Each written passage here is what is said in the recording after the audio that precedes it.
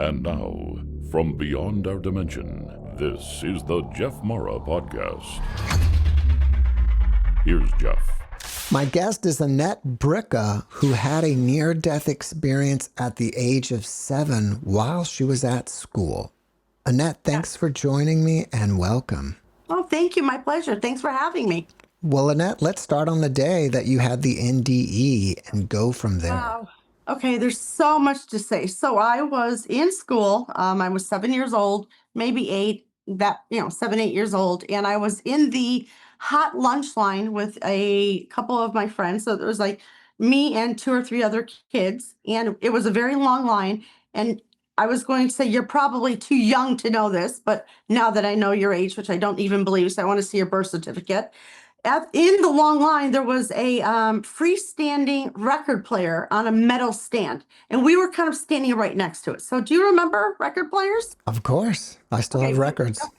Oh, you do? Oh, okay. So we were standing right next to it. And the game that we were going to play was who can hold their breath the longest. And I said, I'm gonna win for sure, but I'll go last. You guys can go. And like I said, there are 2 or 3 other kids. I did go last. I did win because the next thing I knew, I was lying in the nurse's office because I had passed out because I, won. And I hit my head on this metal record player stand. So the next thing I know, I was in the nurse's office. But before I came to, I had what would seem like a classic near-death experience. I was in a tunnel. And so when I say a tunnel, it wasn't a small tunnel. It wasn't, like little. It was big, but you could tell that there was something around you. And I really do remember like feeling like I was in a tunnel, but I wasn't like, oh, I'm in a tunnel. It was a feeling of a tunnel, but it wasn't a tunnel that felt contained. It felt like I was completely embraced by love. Now, what's notable and noticeable to even say that is up to that point at 7 years old, it wasn't like I was from a family that was like, we weren't the kind of family that were constantly like, I love you, good night, I love you. We weren't doing that. So to feel like I was completely embraced by love would not have been anything that would have even made sense to me at that moment, but it did. I felt like I was embraced by love, and I felt like I was being scooted forward.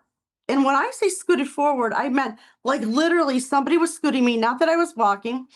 And I saw, I hope I can explain this right. I saw white lights, but not just white lights. Like, on 4th of July when there's sparklers and they're crackling, the crackling of a sparkler. Right. So it was like I saw in front of me the best, most beautiful white light, but then also it was like the crackling of like a sparkler.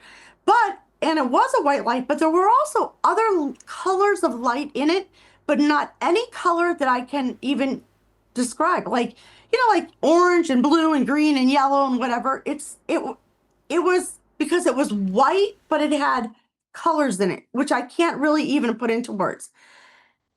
And the light felt enormous, and the light felt warm, even though I wasn't in the light. I was being scooted towards it.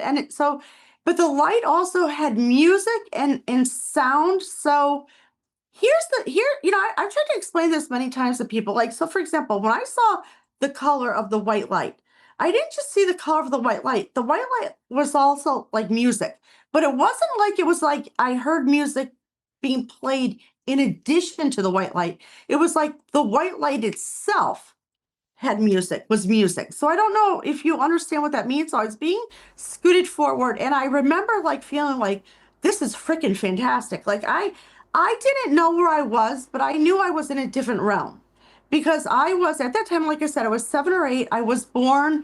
My grandmother in Chicago was a famous psychic. She didn't make a lot of money, but she bartered and did it her whole life. So she was very, very well known. And that was my father's mother. So when I was a kid, I knew I was psychic. There would be things that I would know about that I couldn't know. I would see family members' faces melt. I would know when they would die. I would see world events. I saw a lot of things. My spirit guide kept coming to me. I had no interest in that at that time. So I knew at a young age that I was psychic, but I did not care. I used to tell my grandmother all the time, I am not going to do this. I'll scoop ice cream. I'm not going to be psychic. I don't want to do this. So I had my near-death experience. And so while it was happening, I didn't I wasn't like consciously like, oh, I'm having a near death experience, but I knew like I was in a different realm and I thought it was fabulous. So I was scooted forward and all of a sudden I heard from this white light, like, you have to go. And I'm like, oh no, I'm not going. That's what and I was like arguing with the white light. I'm like, nope, I'm good. And they're like, nope, you have to go back. And I'm like, no, I'm not going back. And then I was scooted backwards and I was like, if you can imagine, like, while you're being scooted backwards, like, I'm holding on, I'm like white knuckling, I'm like, don't wanting to go. So I was scooted backwards, and the next thing I know, and I was just told that you have a lot to do. And I thought, I don't, no, I don't. I'm going to ride my bike or whatever. I'm going to do nothing.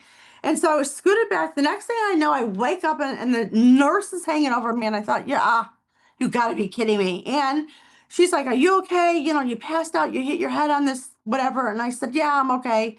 And I didn't tell her, but then that following day, so my parents were divorced, and I lived with my mother, my brother, my sister, and my mother was really unstable. And my parents, and I lived at that time in a different state than my father. So after the near-death experience in the nurse's office, I did not tell my mom because she really had a lot of problems. But the next day on the phone, I explained it to my father, what had happened. He understood it because of his mother and whatever. But I think that he was really afraid for me because I was really young. But what I could tell you is it changed my entire life because from that moment on, from the minute I woke up and the nurse was like looming over me, my entire world changed. It was like it was like I went from 7 to 30 instantly. And that I just kind of got the concept that there was much more than this. And I sometimes give people the analogy, which sounds crazy. It's like working at 7-Eleven and operating the Slurpee machine, but then winning the lottery and not quitting your job because you don't care. You know, you're like, oh, I don't care. This job sucks, but it doesn't suck as many more because I know that, I have this big life. I have money. I have options. So once I had the near-death experience, I felt different about life. I was not afraid. I mean, I wasn't afraid about dying even before that, but I just felt like I wasn't afraid of anything. I felt empowered. I felt old and I felt like big things were going to happen for me. I didn't know what yet, but I felt ready. And my father, I think, was really, really nervous. And he kept saying, I'm sorry what happened to you because, you almost have to die to have it. And I said, no, no, no, don't be afraid because it was like the best thing that could have happened. I said that at 7, but now at 58 years old, I mean, I tell people that is the single best gift that could ever have happened to me because there were so many things that happened after that were so horrible and horrific that had I not known about that near-death experience and had it, I don't think that I would have been alive. I couldn't have gotten through what I needed to get through because I wouldn't have believed that there was something else. So there was something to like kind of fight for. I tell people all the time, if I could give every person on the planet a gift, it would be to have a near-death experience because once you have it, you can never not have it. You always have it.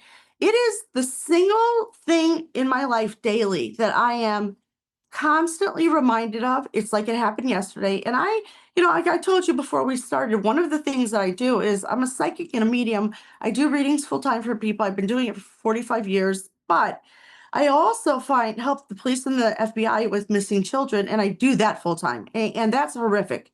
And when I say I do it full time, I mean I literally do it full time. Most of the time, I do not find the children alive, but I help give the family closure. And if I would not have had the near-death experience, it would not have given me the courage to do all the things that I had to do to get to this point. And I know that I had it so that I could live to help all these other people. So if I mean, and it's really it's fabulous. I mean, never have I ever thought that it was scary. I mean, my daughter's turning 30, and I said, "What do you want?" And she wanted some fancy thing, and I said, "I wish I could give you a near death experience." She was like, "That's homicide, Mom. No, I don't want that." And I said, "Well, you need it because I think that sometimes it helps people's life be put in perspective."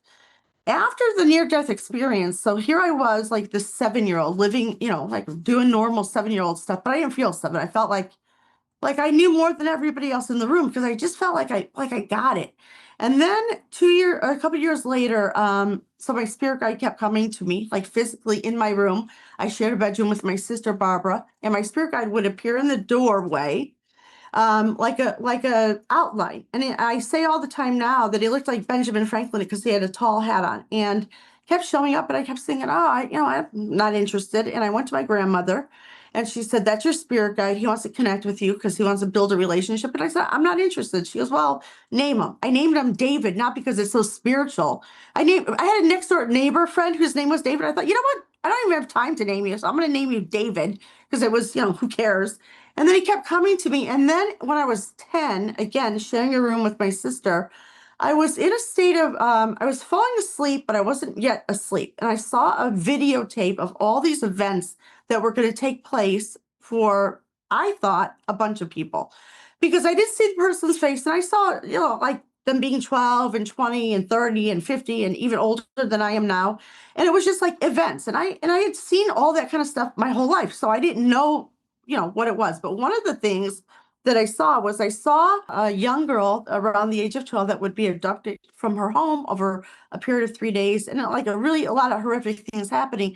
And like in real time, like if you're watching a movie and you're like trying to like egg the character on, you're like, no, don't go in that dark alley, keep your wits about you, keep your head above water. And I was doing that in real time, and it ended up 2 years later, that was me, that I was abducted from my home from two strangers that I didn't know. I was taken to a different location over a 3-day period. During this time, so I was raised Catholic, but I wasn't really like going to church. I knew about God. And one of the ironies is while this was happening, I was in this room, like against my will. There was duct tape on my eyes and my face, but there was a radio station playing in this bedroom that I was in.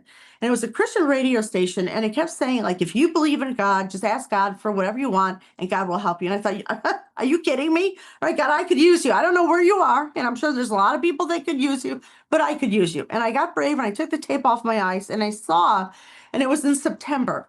And I saw that the window was open. I was on the second story floor and I saw that the window was open and the shears were billowing. And I thought, that's my opportunity. I can get out. I'm going to jump out of the window. And I did.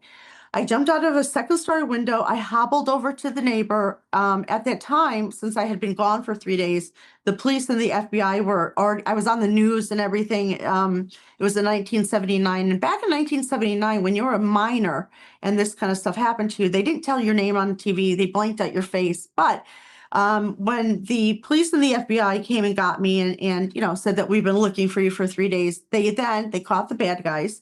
We then went to trial. It took 6 months, and they were sentenced to 30 to 60 years in prison each. And from that moment on, I said to the two FBI agents on my case, I said, they're like, it was really brave of you to jump out of the window. And I said, well, once I realized it was me, and they're like, what are you talking about? And I said, well, I saw this videotape and I felt kind of odd even telling them that I was like a psychic kid, but they had heard about my grandmother. So I told them and they said, so you knew this was going to happen to you? I said, well, not exactly, because I didn't know at the time that that was me that I saw. But when I was in it, I realized like, oh my gosh, this is me. No one's going to save me, because I remember egging that girl on saying, okay, you have to figure out how to get out of this, and you will. I don't know how, but you will. And so when I told them that, they said to me, listen, we actually have a lot of missing child cases that we could use help with. Can you help us? So at that point, I started helping them. And in that 6 months during my trial, when I was preparing for my trial, I solved 2 cases for the FBI helping find missing children. And so from the age of 13, then that for the last 45 years, I've been helping the police and the FBI helping find missing children.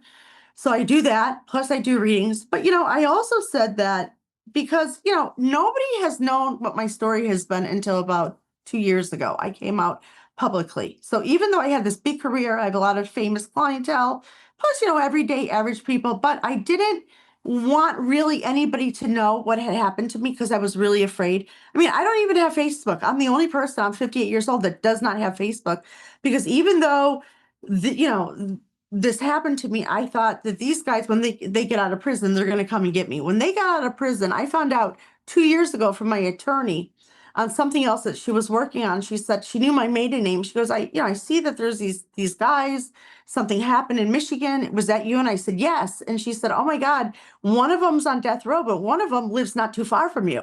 And I think that he might be looking for you because he's trying to sue the state of New York. I live in New Jersey now, trying to sue the state of New York to get his because once you do something like this to minors, you have no access to the internet. Like they don't allow you to go on the internet. And he said that was against his civil rights. But meanwhile, I don't even have Facebook because I didn't want him to be found. So when I heard that, I thought, forget that. I am gonna come out. And one of the other things that I had found out from my father. So when this happened to me, I lived with my mom. After the trial, my brother, my sister, and I moved with my father, who lived in Chicago, and then he raised us. And about a year later, when I was 13, I said to my dad, I said, listen, how could this happen? Because at the time of the trial, I did not have to be in the courtroom when I was saying my testimony and then vice versa. When they said theirs, I wasn't in there. So I said to my dad, because at the time we lived in a house in Michigan that had like 3 levels. It was like a complicated house. I was the only person sleeping on the 3rd level. You would have to know like the insides of the house to get in. I said to my dad, how could this be? Because even though I was kind of okay, like I was dealing with the trauma, I had gotten through it. They were in jail. I was helping the police and the FBI, and I was 13. I was doing normal 13-year-old stuff, but I didn't really want this. I didn't want to work for the police or the FBI. I wasn't getting paid for it, but I don't want to find missing kids. I want to just be a kid. And my dad showed me 2 New York Times articles that the one of the people that had abducted me had escaped from a prison in Schenectady, New York, 7 months prior. And then he was in cahoots with this other guy. And he made my mom, who was unstable, was in a bar one night with her boyfriend. And she made a $5 bet that if she lost, she would leave the back door open so they could come and do this to me. And when I found that out, because I didn't know that part, and I was like, what? How could that be? So when I realized that, and then I said to my spirit guide afterwards, because at that point now I had this relationship with David, he was helping me with all this stuff. And every time I was helping with a missing child. And I said to David, what do you mean, my mom? And he goes, okay, well, put your seatbelt on. You picked your mom. And I'm like, no way. And he goes, yep, you did. And not only did you pick your mom, put your seatbelt on again because you picked this whole life. And I thought, nope, I would have just been a kid. He goes, no, you didn't. Annette, everything you went through. So your near-death experience we gave you because you needed to see that so that you would have hope and know that, even if you felt like you were going to be killed, let's say, that you weren't because there was something else out there. So we gave you the near-death experience. Then we had your spirit guide pop in all the time, which was him, David, to let me know that if you need help, call on me. Okay.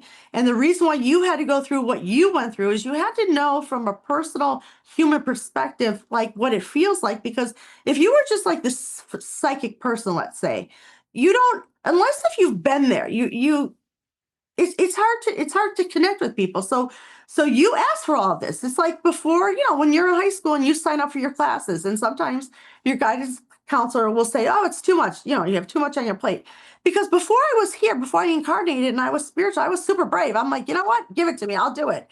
When I keep saying when I pass, I'm going to be a Karen. I'm going to go to like the complaint department and say, you know what?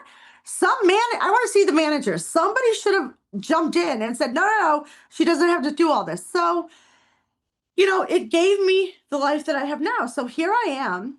I am a New Jersey housewife, but my husband says, quit. He says, that's false advertisement because you don't do any housewife, cook or clean. You just happen to be married to somebody in New Jersey, but you're not exactly a New Jersey housewife.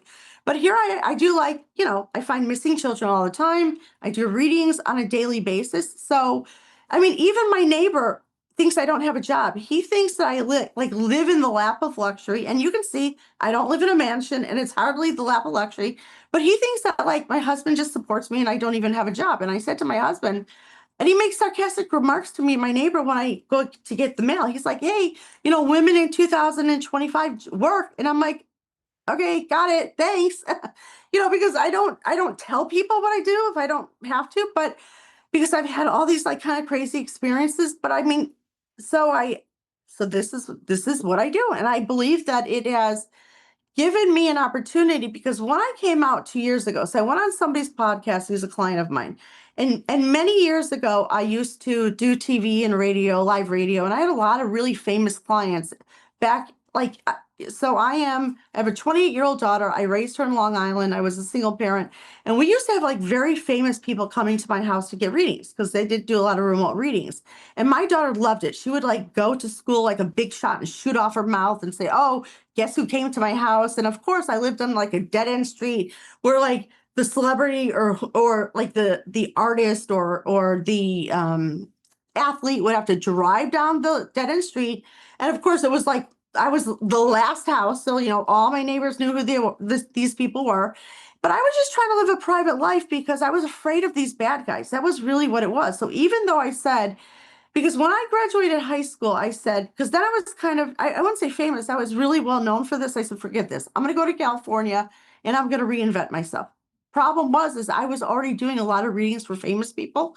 The minute I hit La Jolla, it was like word went out. And then I was like hanging out with celebrities, like big shots, and I was doing readings for them and money was rolling in, and I didn't go to college. I didn't have skills other than this or finding missing children. And then after about 4 years, I started to get afraid because I thought, all right, what am I doing? Why am I hanging out with like people that you see on TV and going to parties like where everybody will know who I am? Because I thought when these guys get out of jail, because they came in particular to get me, it wasn't random. I was really afraid. And I thought, all right, that's it. I'm out of here. Then I said, I'm going to move to New York and I'm going to keep my mouth shut. And I said to the universe and my spirit guide, I said, listen, all right, I'll do it. You guys want to play games? You want me to be a psychic and help people and help them with their life? But I'm not going to advertise. No one's going to know who I am. And I got married and had a daughter. And here I was, like, just like people thought I was like, then a New York housewife, just sitting around doing nothing. But I was doing like these high level readings and finding missing children. And I can tell you that even to this day, I mean, a lot of really terrible things happen, daily when I find these children, but I feel so grateful. I feel so thankful. I feel so thankful for that near death experience because I realized the bigger picture of life that, like, really, there's so much more than what's here. That even when, I mean, I recently found a client, a really well known client of mine contacted me about 2 months ago, and we had a reading set for like a month from that point. And she said, my son, who's in his 30s, is in Chile, and he was like one of those world like survivor people. And she said he's missing. He's like on a famous river in Chile, just kayaking before he was going to go to his next gig in like Argentina or whatever for a couple of weeks. She goes, can you help me find him? And I said, okay, I don't find missing people. I find, adults, I do children, but I'll help. And the very first day I saw that he was not alive. And when he came through, he was so amazing that I could not wait to tell him. And she was still hopeful. And at the time, the embassy was involved in social media and search and rescue teams. So he instantly came through to me, and he was like dancing on the other side. He was rejoicing. And I could not wait to give her the news that, he was great. But she was, her human being body was, in agony because she's hoping he was alive. But I couldn't wait to tell her. I thought, okay, whoa, Annette, you got to back it up, because even though he's so fabulous, she's not going to think it's fabulous. So I waited a day, and she's like, okay, what do you know? And I said, all right, he is there. They ended up finding his body 4 days later. And then it was all over social media. They did this big memorial of him. And since then, I've been on a couple podcasts, and I've told people, ever since, so his name is Miles. Ever since Miles came to me, I said to people that he is like one of the best people I've ever met that I did not meet while he was alive. I met while he was on the other side. I've had 4 missing child cases that I've been on that Miles has helped me with. He has reminded me of living in the moment, how fabulous it is. And so I tell people all the time, if you're not lucky enough to have a near-death experience, which, a lot of people don't. My whole message is not about like the economy, because a lot of people ask that. What about the economy? What about, everything that's going on? Those things matter, but I think what's most important is that we live our best life and we live in the moment, and we don't get too freaked out about the future. Because even though I do see the future, I know things. I mean, I told you I was on a live podcast 2 days ago, and the host, and it was not a serious podcast. I mean, we were joking around. We were talking about Cracker Barrel. I mean, it was nonsense. And she said to me out of nowhere, the host says, hey, Annette, do you think that we're going to bomb Iran? And I go, yeah. She goes, And she said, no way, we're never going to do it. And I thought, okay, well, I don't even know. We were just talking about Cracker Barrel and buying Christmas ornaments. I don't know why we're talking about this. And she goes, you really think so? And I go, yeah, I do. And she goes, why? I don't see it. And I go, okay, well, I don't know. Maybe it'll fail, but we're going to. Less than 24 hours that happened. So even though I can see the future and I can see things that are going to happen, I don't try to see them. Like for myself, I knew when I saw the videotape of my life at 10 years old, I knew all these things that would happen for myself. So I don't look into my own things, but I don't have a need to know things to happen for the future because this moment feels so gratifying to me that's why I do readings. I don't really need to do readings anymore for money. I mean, I used to have to. I was a single parent and I was hustling. I was doing like one famous person after another. I was doing tons of readings, making money, and that was how I supported my daughter. Now I'm in a position that I don't really have to do it, and I don't love to do it because it's not all unicorns and rainbows. And people say a lot of bad stuff to me. They write a lot of, the one that I get the most, Jeff, is I hate your voice. Okay.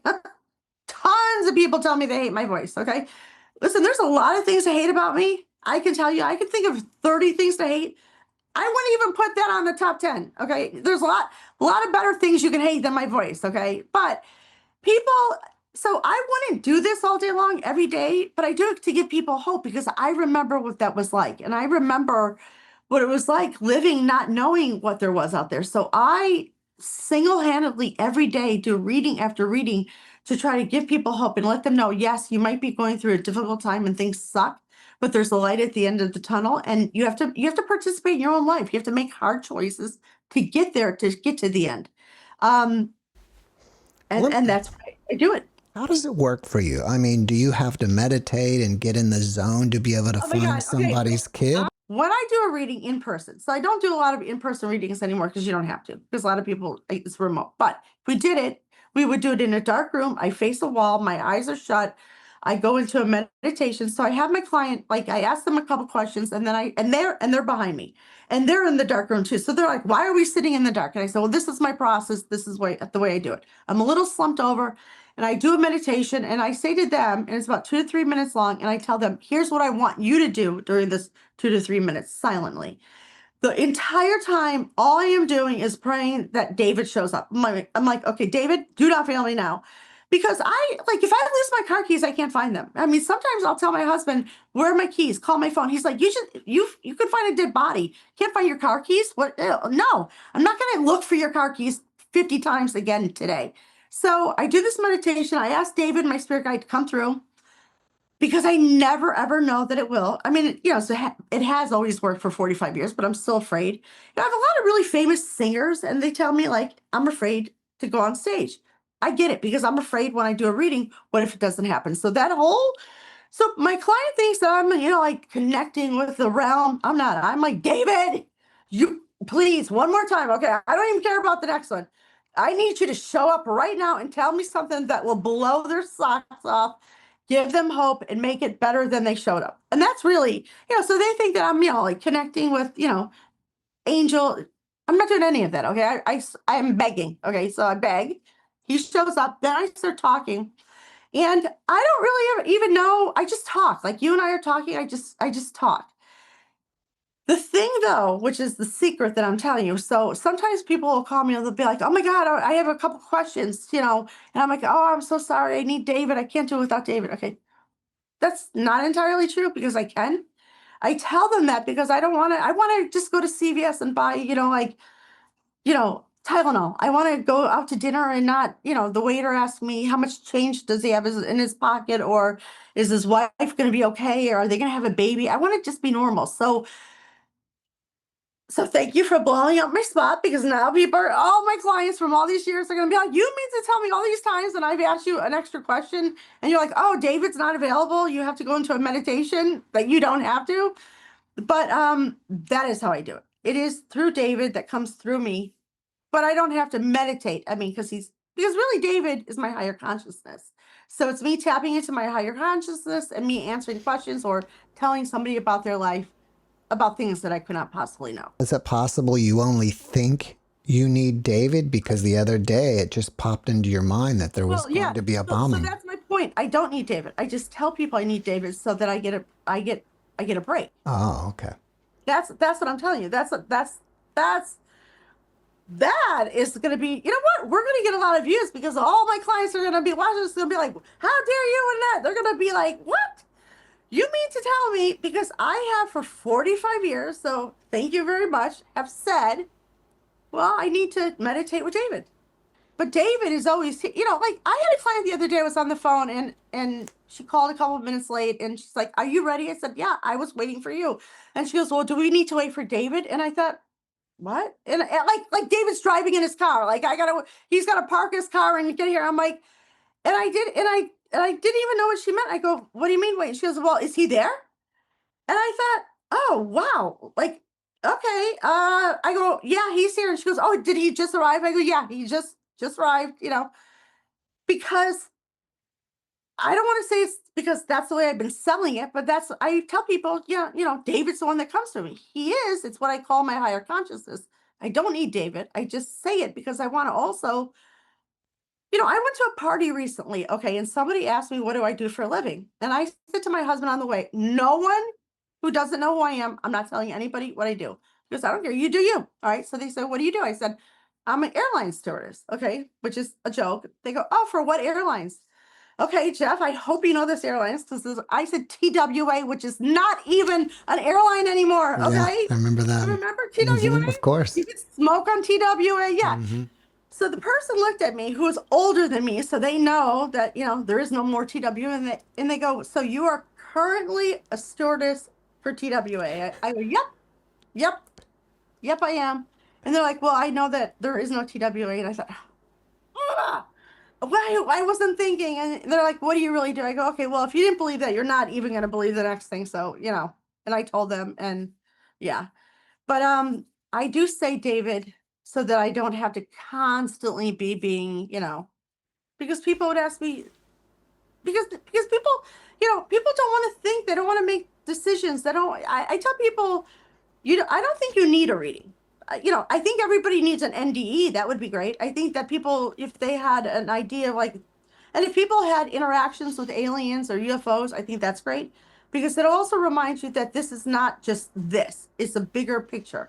When I was in my teens, I kept having like this idea of what I thought, like what an alien or a UFO would be, but I didn't care. I wasn't into it. I wasn't like looking into it. I was like so busy doing my own thing. And there was like about a 7-month period where I would just constantly know, like I would be constantly thinking about this. I'm like, all right, I don't want to think about this. And I thought, why must I be dreaming this? I must be like at night be dreaming about this, because why am I thinking about this? So David came to me and goes, no, once again, David's like, you're not dreaming anything. You're experiencing this. I go, what? So it got to a point where when I was in my teens that I did have experience with aliens where I actually saw them. I was, okay, again, this will sound nuts. My neighbor who thinks that I don't have a job, if he watches this, which I actually want to send him this link so he sees, he'll probably put his house up for sale. But not only did I have interactions with aliens, but I was like on a spaceship, and not because I'm so spectacular that they're like, oh, let's go find a net. My last name was not Bricka, but I think it was to give me an idea of the big picture, because when I think about it, I would never do the work that I do now, which has really impacted, I don't want to pat myself on the back, but hundreds of thousands of people, because if I help you and I help change your life, or if I help find a missing child for you, it has a ripple effect. So everybody, now that if I give you hope, it's not just that you're hopeful, everybody, because now you vibrate different, you act different. So everybody you deal with, it's a different feeling.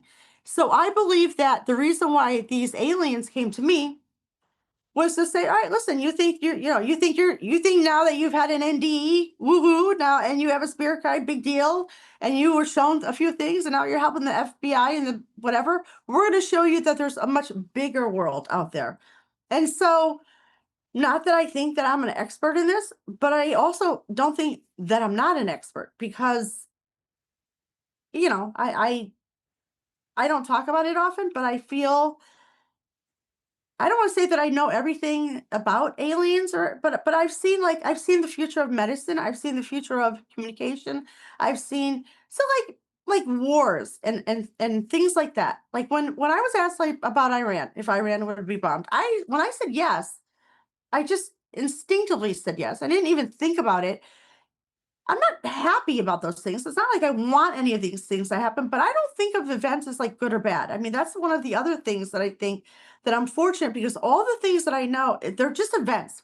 So we are these human beings, we're spiritual beings going through this like stupid human experience for soul's evolution. And I do know that. So it's not like I say, sometimes my husband, when we're around people that don't know me, he's like, okay, can you cool it? Because you sound like somebody who doesn't want to be alive, like you can't wait to die. And I go, no, it's not that I can't, I don't want to die. I love my life, but I'm not afraid to die, because I realize that once you die, I mean, there's so much more out there. I mean, this is, and people sometimes will say to me, oh, can you help me with my loved one? Are they okay? I said, they're okay. They want you to be okay. You're the one that's going through it. Not they're more than okay. They're all knowing and all seeing and higher, and they got it. And they're like, well, do they know that, I had a tough time at work? I go, they don't care. They don't care at all, because their time frame and our time frame, like I say, time's an illusion. So here it's like dog years. Every problem, we feel sorry for ourselves, it seems, but on the other side, it goes in a blink of an eye. I say sometimes it's like having a kid and taking them to the park and they fall down and they skin their knee and they're hysterical. But you as a parent, you just kind of like dust them off, put a Band-Aid on them, because, and in 2 minutes they're back on the slide. They don't even care. It's like the other side. So I said, don't get all upset if you're begging your father who passed away to come over and help solve a problem for you, because one, they're not supposed to do that. And two, they know that this is part of what you're supposed to go through. So I think I just think differently than everybody, but I feel really, really fortunate for that. Do you find that information is coming to you all the time and you have to even kind of shut it down? Yes and no. So it does come through. It does come all the time, but I don't care. I mean, actually, because when you think about, so I was involved in another thing that I would tell you. So right before the assassination attempt with Trump happened, there was a client of mine that I've had for like over 20 years, involved with the White House and Secret Service and all of that. And they contacted me and they said that, so the night before the assassination attempt with Trump, I was out to dinner. It was a Friday night with my husband. I said, we're going to just go have, I said, I'm not going to work this weekend. We're going to go out to dinner tonight, and tomorrow we're going to go to the movies, like a matinee, like old people. We're going to do normal people stuff. So I had my cell phone on the table out to dinner, and he's like, why do you have it out? I go, oh, a client's going to text me. I'm just going to text them back. This one particular client started blowing up my phone. So I checked my voicemail, and she's like, I need you as soon as possible. There's, intel, blah, blah, blah. So I go out in the street of the restaurant, and she said, where are you? And I said, I'm out to dinner. And she said, oh, I have you. I'm with the Secret Service.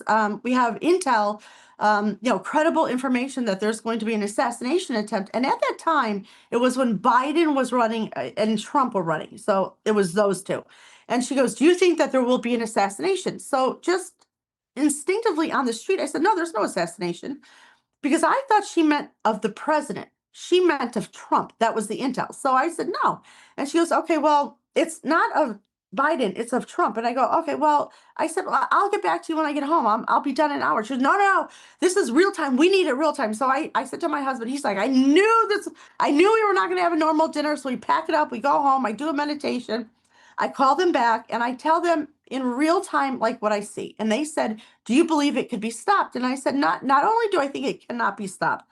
And they said, well, when's it going to happen? I said, well, for Trump, whatever he's got already scheduled, like in the next 5 days, it's one of those planned events already. It cannot be stopped. And a lot of people were involved in this. And I thought what I was doing was helping prevent this. Okay, so I give them this information.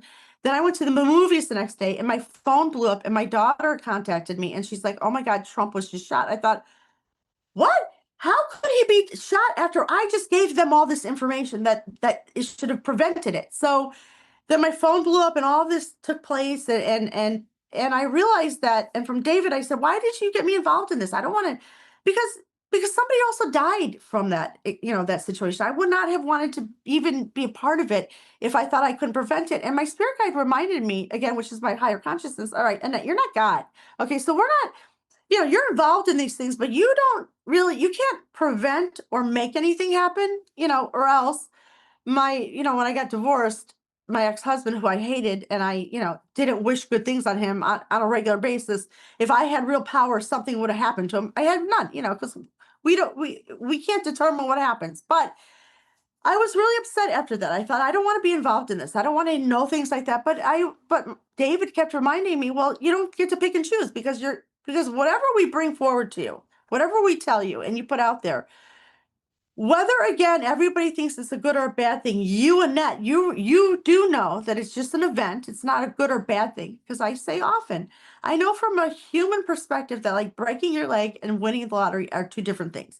Winning the lottery seems way better than breaking your leg, but from a spiritual standpoint, you need to break your leg. So even though you don't want to, that might be the biggest gift that you can get, because then a lot of change will take place. So even though I was really upset about that assassination attempt and me being involved in it, not wanting to be involved in it, and that kind of stuff happens to me all the time. So I do see these things. And, recently somebody said to me, well, do you tell people, like, if you see that something's going to happen to your neighbor, do you tell them? I said, no, I don't. I don't go up to somebody and say, because that's the other thing, because if you are going to fall down and break your leg, Jeff, I don't say, hey, don't go outside tomorrow, because, it sounds sucky and it's inconvenient and it's not what you want, but you might need to do that, because then a lot of things will happen, a lot of change will take place. So I don't try to interfere. In a reading, I'll tell somebody, but I don't just unsolicited tell anybody anything. So you're saying if the guy in front of you at the supermarket is going to have an event, you still keep your mouth shut? I just make sure I had got the tomatoes I needed, or did I get my seltzer water, or yep. Because what am I going to do? Tap him on the shoulder and be like, hey, you know, because then think about that. If you start telling people things and they don't even know who you are and they don't believe it and they're not asking for it, because I think that knowledge is power if you want it, but if you don't want it, it could put him into a tailspin. So I do believe, what I do know for sure is that the universe makes things happen when it's supposed to and in the way that it's supposed to eat. So even though it's human beings, we may not be prepared and we are in victim mode and we're like, why did this happen to me? Because like I told you, when my father told me that my mom set this up, and I was like, what? And then I was like, and then I even like had the audacity to say to David, okay, well, you can forget me helping the FBI and the police. I'm not doing anything. I'm going to ride my skateboard. And he goes, no, you're not, because you picked your mom. And I'm like, what? No. And he goes, yep. And you picked this too.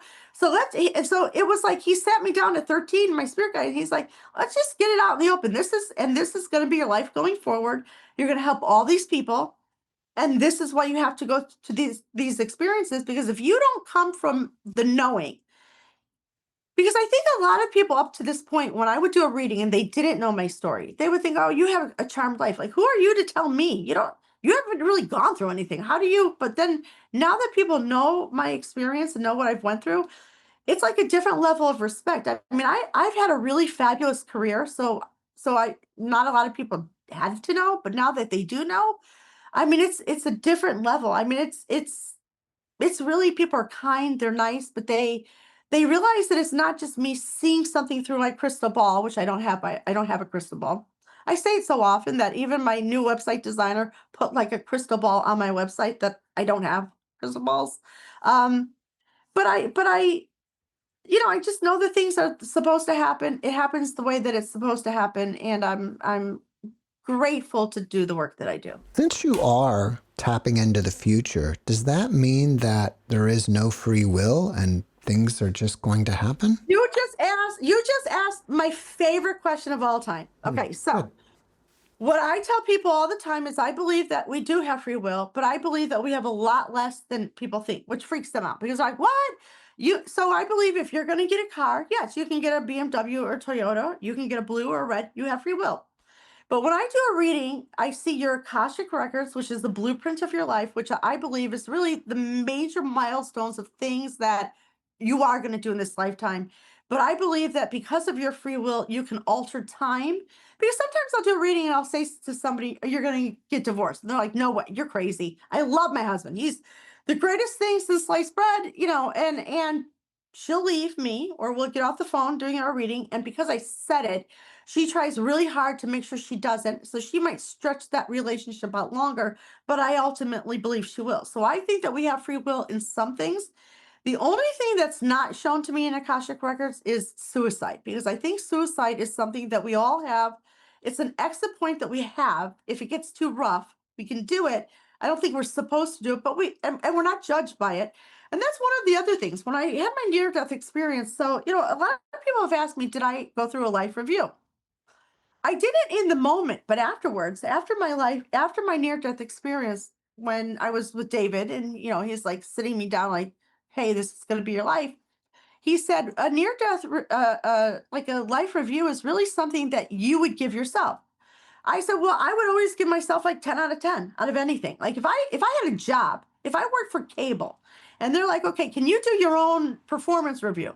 Whatever the highest score on every category, I would give myself, whether I know how to do it or not, because that's just my personality. So I said, well, and I like, even as a kid, laughed to my spirit guide, because I said, well, I will always, because I even knew that about myself. I would always give myself the highest score. And he goes, yeah, but it doesn't matter, because it's really, it's about doing self inventory. So even if you want to say, like, okay, I give myself a 10 out of a 10, your higher consciousness knows, well, no, you could have maybe gotten it right a different way, but they don't judge you, because that's why you can incarnate 50 million times if you need to, because it's really for your evolution. So, you're not beating the system. If you're giving yourself 10s out of 10s, you're not fooling anybody, because it actually is what it is. So, yeah. Can you go back in time and see prior events? Like if someone said, well, who killed JFK or something like that, Yeah. Yeah. You can. Because think of this. So what I see is, I tell people all the time, time is an illusion. So this is hard for me to describe, because I get it, because I live it, but it's hard for me to. So time is an illusion. I do not think that there's past, present, and future. I believe it's all happening now. So I believe, like, my 58-year-old self was telling my 12-year-old self to jump out of the window to escape, which people are like, wait, what? How does that make sense? So when you think about, can I see the future? Which I can. Well, then there would be no difference in the future or the past, because it's all time. So yes, there's been many things that I've seen about the past, that, so it's not harder. Like, it's not different and it's not harder. It's just, because again, it's just events, but we in our mind think of past, present, and future, but it's all just like a set of events. Have you seen anything escalating with this current war, or I guess ceasefire with Iran and Israel, or potential terrorist activity in this country? So I will answer the question, and what I'm going to say, because I have a lot of emails, I get a lot of hate mail, so I'm about to get it, and I'm not saying this to scare anybody. Yes, there is going to be retaliation, and think about this: you don't even need me to tell you that, because anybody who's watching a little bit of the news, or just kind of a little bit tapped in, of course there's going to be retaliation. And so one of the things that I recently said, so somebody involved with Trump's cabinet, I'm not going to name names, and I know quite a bit. And so when they fell in love a while ago, these two, I knew it couldn't last, this love affair that they had. But again, like I said, I even say to people, if you get married to somebody, you get divorced, who cares? It's not a mistake. It's just because not a lot of things don't last forever. The relationship, whatever it is meant to happen for however long. So when these two fell in love, all right, and then they had their fake breakup 2 weeks ago, I said to a couple of people that know that I know him, I said, okay, well, that's fake too. The breakup is fake. They're going to get back together again. But it's all not really going to work out, because they can't really be together long. So I do see that there is retaliation. I do see things happening with Trump and with all of that. But one of the things that I said on a recent podcast is, I said, listen, whether you're for Donald Trump, and let's just use him as an example, whether you like him or you don't like him, it doesn't really matter if you do or not, because he, just like he was meant to be president, and I knew he was going to, and then he wasn't going to be president, and now he is. It's the universe knows what we need. So even though we're like, oh my God, I would have picked, anybody else other than him. You might think that, but the universe knew what we need. And so even if we think, well, why would he be doing all this? It's a chain of events. It's not just him deciding. It's the universe that's kind of like, again, because I'm not so spectacular. Like I said, I do all these things for these people. I help these people. It's not me. It's not a net brick of doing it. It really is my higher consciousness that's tapped in that allows me the information to provide it. So I believe, like, again, even somebody like Donald Trump or whoever you are, you're just the vehicle. So I do think there's retaliation. I think that there is a lot of things that are about to go down that seem scary if you live in the United States. And now I'm going to get a lot of people that are going to email me or text me or call me and say, because I've had a lot of like people saying, I want to move out of the country. Should I move? I said, only move if you were going to move. Don't move if you weren't going to move, because that doesn't even make sense. Like, even people with the economy, they're like, oh my God, I'm freaked out. I said, listen, if you've had a job for X amount of years and you have a good 401k and you have money and you can retire or you can afford your bills, you're good. But if you don't have adequate money, it doesn't even matter about the economy because you're already not prepared. You haven't already been prepared. So you need to do things to get prepared. So I am not ever telling anybody things to scare them. I am telling them because you shouldn't even need me, because the history books also kind of indicate it's a predictor of the future as well. So yeah, there is going to be retaliation. Do you think our world has its own narrative that's playing out, and it doesn't matter what we do, the story's going to play out, and we're just here for the ride? Yeah. So much so that I want to tell you something which is actually kind of embarrassing. I actually feel on a day-to-day basis like I'm an actor in my own show, which sounds ridiculous. And I don't mean this like out of ego, like look at me. I don't mean it like that, but I don't get worried about anything. If I had, like, for example, I wanted to have a breast reduction a couple years ago, and I kept thinking, oh, good, I'll just get breast cancer, and then it'll be free. I didn't get breast cancer. I'm like, now I got to pay for it. Okay. And so things that normal people would worry about, like money. Do I have enough money? I mean, I was a single parent for a lot of years. I did not have like a traditional job with a 401k, but I knew I was going to get remarried when my daughter was 16. So so even though I could have been really freaked out about money, I was making a lot of money. I was making enough to live, but I wasn't making enough to, like, what am I going to do when I'm 70? But I didn't go there. So I always think, like, I got this every day. Like, it's like a day of my life. Like, I'm an actress of my life because I don't sweat the small stuff, because there's nothing to sweat. So I think that if people had a reading with me, sometimes people get caught up in the nonsense. Like, oh, I hate my boss. Should I quit my job? I'm like, well, yeah, it doesn't even matter. Quit it. If it drives you so crazy, quit it. But why are you letting your boss live rent free in your life? You should have like the best life that you can have. And I feel like I do. So I do feel like this is, a famous client of mine who was a author, and I told you who he was earlier, used to tell me years ago. So I was a kid when I met him, and he was my client for 30 years. And he used to tell me that, Annette, your life, it's like a video game that we're playing out in. And I thought, well, I didn't really even understand it at the time. I was so young, but I can see how that makes sense, because it does feel like that. It feels like this is all like a fake world, like a fake, Candy Crush nonsense. Well, many of my guests talk about us living in a simulation, even near-death experiencers as well. Would you agree? 100%. Yeah. Because I'll tell you this, because there are things in my own life that I should be worried. If I was normal, if I was thinking normally, I could be freaked out about a lot of things. I don't get freaked out about anything. And a lot of really terrible, horrific things have happened to me. And when I help, like, with these missing people cases, and sometimes, I'm in the news and people find out, and they're bad guys. So, now they know that I've helped, capture them. That's not a great thing. And there's a lot of reasons for me to be afraid, but I'm really not. I just live my life, and I want to live the best life I can, and I want to be fearless. And sometimes I think of like crazy things that I want to happen to me. So I want, like, I don't want to just live this video life game. So I'm going to tell you like a true story. I was talking about 2 years ago to everybody that would listen, people that weren't even asking. I said, I'm going to win. I'm going to win. I'm going to get $1 million. And they're like, what are you talking about? Like, in the lottery, you're going to play? And I don't even waste $1 on that. I said, nope, I'm not that way. And my husband and we were at a party, and he said, when we got in the car, he's like, do you know that you were telling everybody you're going to get $1 million? I said, yeah, I do. And he goes, what do we look ridiculous. Don't say that. They're going to remember that. I go, I don't know. And he goes, well, Why? Why are you? I go, I don't know. Okay, so within 1 year's time, an actual real thing happened that was not, whatever happened. And I thought, well, my feathers got ruffled, and I thought, I'm gonna complain to this organization about like poor treatment. So I just wanted to like be a Karen, call customer service and be like, whatever. When I did that, I got even worse treatment. I thought, and most people would just let it go. And I'm like, no. What? No.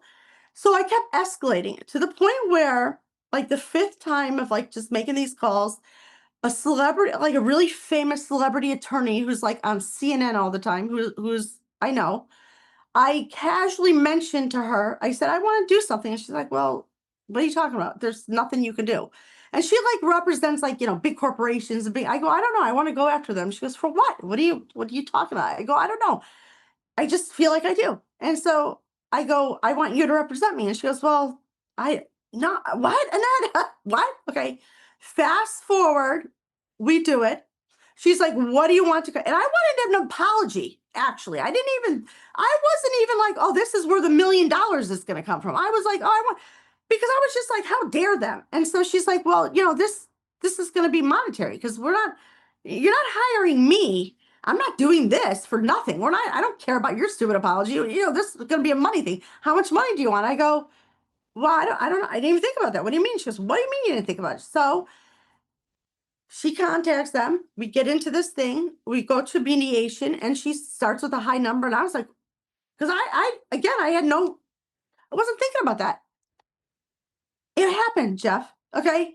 So my husband then, after this happens, and it's crazy because it's crazy. He says, all right, so obviously you knew ahead of time it would happen. So you kind of created this scenario. And I said, listen, I don't even know about all that. All I know is like, so I'll put crazy things out in the universe. Like I said recently, I want to be on Dateline. And I do. I eat Fritos and I watch Dateline a lot. Okay. When I'm not like helping missing children or doing readings. And I recently said a couple weeks ago, I want to be on Dateline. I deserve it. I'm about to be on Dateline. And I just put it out there. So I sometimes say the craziest things. I don't say, oh, I hope that the dress I want to buy from Neiman Marcus is on sale. Because even if it is, I won't even buy it because I think something's wrong with it. I'm not like, oh, it's my lucky day. I'm like, oh, the sleeve is ripped. So I sometimes put the craziest thing out there. Or I'll say, I want to have so-and-so be my client. Or I want to be in this big missing person case. And I want the whole world to know. So I take the craziest possibility that could happen and I put it out there. And once I put it out there, it always happens. And it doesn't mean that it's like a great experience, but my point is that we can create our realities. So you are saying that you are manifesting these things. You're not just seeing them in the future. Or both. I think it's both because I think I don't ever use the word manifesting because I don't know. Here's the thing that I can be honest with you about. I don't know what I don't know. I don't know about manifesting. I used to tell people, so when that book, The Secret, came out, I was living in Long Island. My daughter was like 7. I was a single parent, and everybody on my block, all these men and women loved it. And they're like, oh my God, did you read The Secret? I go, here's the thing. The secret's not a secret, okay? That's the secret. It's nonsense. That's how I live my life. So I don't know if it's manifestation because I try to tell people or I try to help people do it, and some can and some can't. And so I don't know. I don't know the answer. I don't know if I'm manifesting it or if I already know that it's going to happen. But I think it's maybe a little bit of both because I do think that every single person has the ability to do what I do. I mean, I'm not so unique at all. But I think most people don't think they can and they don't do it. Now, you appear to be able to be emotionally detached from all your readings and all your clients. I am. Is that because of your NDE or something else? Well, I think it's a big picture because like if you come to me and you tell me that your son committed suicide and he comes through, I empathize and I have empathy for that person and I often cry in a reading and it's extremely emotional and I'm glad that the son came through and I'm glad that there was some healing or closure that took place in that moment. So, but then when that's done, I want to go about my life. And because I do this literally full time, I sometimes do 7 readings a day. I do it full time and I do missing people I mean, every week I do it. I mean, and I've done it for the last 45 years. So I have this intense life. If I had everyone's stuff in my head, and I do feel sorry for them or empathize, but I look at life differently. So once I'm done, I can just go walk my dog or finish eating my Fritos and watch Dateline or do whatever. Well, if people want to find out more about you, what's your website? It is AnnetteBricka.com, which is a new thing. As of even 2 years ago, I didn't even have a website. I went on the first podcast of my client, Suzanne Giesman. A lot of people know who she is. She wasn't my client. She asked me to go on her podcast. And I kept saying no. And then I said, yeah, I'll go on it. I didn't even have a website at that time. I didn't have anything. She's like, I think you're going to need a website. I go, well, I don't know. We'll see. Because at this point, everybody would come through me just through referrals because I wasn't telling anybody my story. I did her podcast because once I found out that my kidnapper was, out of jail, living not far from me, I was kind of wanted to put that out there. That's why I did the podcast. But now, yeah, people can reach me, and it is through my website. Is there anything else that you're working on that you want people to know about? Well, I mean, I have a lot of opportunities. I mean, I have a TV show that, some big famous guy who's, in the reality world, came to me about doing it is a reality show, but I don't even take selfies. I can't even, when I did the first podcast with Suzanne, the day we taped it and then it aired, my daughter, who doesn't live with me, who's 28, came over and she's like, oh, isn't the show on? I go, yeah. She goes, let's watch it. I go, I don't even know how to get on YouTube. She's like, what? Mom, that's ridiculous. And she had to show me how to do that. So when I had this opportunity to do this TV show about me and my life and whatever, I thought, well, I don't take selfies. I don't really want to do that. I mean, it doesn't seem that interesting. I mean, there are some things coming out, but I'm not really like a self-promoter because I also don't want to do too much. I don't want to I want to chill. I want to vacation. I mean, doing what I do now, readings and finding missing people is a full-time job. I have been going on podcasts lately. Would I ever have like a YouTube thing? I mean, I don't want to embarrass myself, but to even know how to even log on so that you and I could connect, I was sitting in front of my computer for 40 minutes making sure that I was doing it right. So I would need like a 60 minutes crew here, okay, all the time setting me up. So I don't know, I don't know about that kind of stuff. I'm just kind of doing my thing right now. Well, Annette, before we wrap it up, can you leave us with a last positive message? Yeah, I would tell people to not sweat the small stuff. And if you are, get in your head, calm yourself down, and make a plan, make a life plan. Because sometimes we do go through things that are really, really difficult, and it's not all just, easy. But I think that you have to live an intentional life. I think if you're going through a difficult time, how am I going to get out of this? So you have to make a plan to get out of it and then have an idea of the kind of life that you want to live so you can get there. Because I think that if you don't, you're just bumbling along and you never really get to that.